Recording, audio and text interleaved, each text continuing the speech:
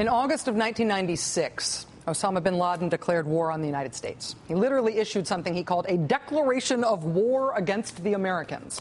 By that point, U.S. authorities considered bin Laden responsible for a hotel bomb in Yemen in 1992. That was apparently targeting U.S. troops, but it killed 2 tourists instead. Authorities in Saudi Arabia also considered bin Laden responsible by then for another bombing in 1995, targeting a U.S. military training facility in Saudi Arabia. That bomb killed 7 people.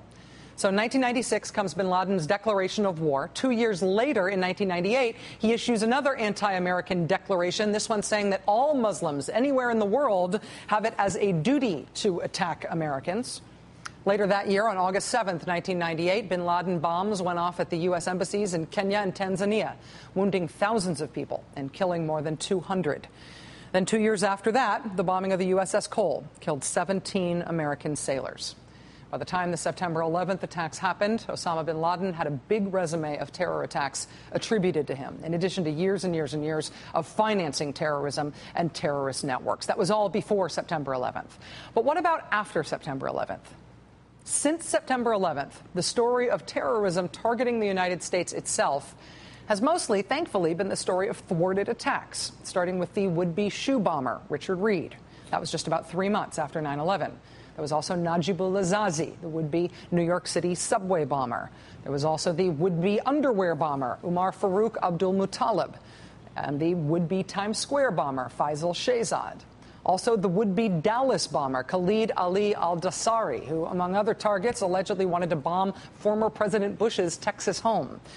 And then there was the mass casualty shooting at Fort Hood in Texas in 2009, carried out by Major Nidal Hassan.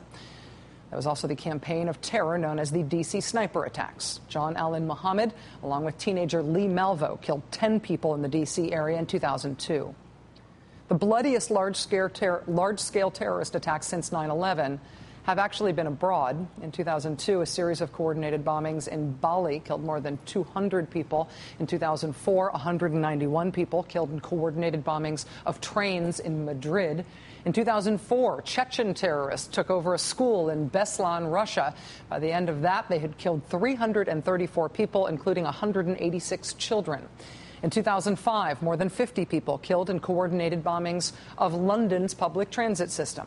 In 2008, 164 people killed in coordinated attacks in Mumbai, India. But what about bin Laden? What about bin Laden specifically? What about him?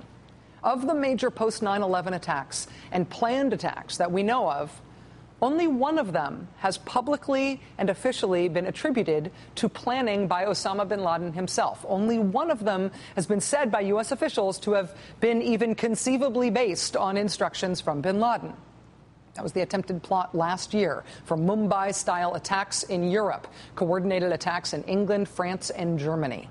That's the one thwarted post-9/11 incident that officials have even asserted, as far as we can tell, as directly linked to Osama bin Laden, which is good news and bad news. I mean, al-Qaeda central under bin Laden getting only to the planning stages of one major terrorist attack after 9/11 and not being able to pull it off, that is a good news story.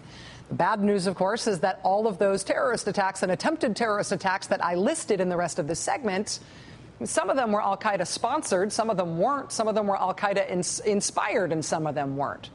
But they all happened without Osama bin Laden's direct involvement. So how much will wiping him off the map make a difference in diminishing the terrorist threat, both here and in other countries? This is a hard question, but one whose answer, it turns out, may be quite different now than it would have been had the killing of Osama bin Laden happened just a few months ago. I will explain the temporal importance of that when we come back.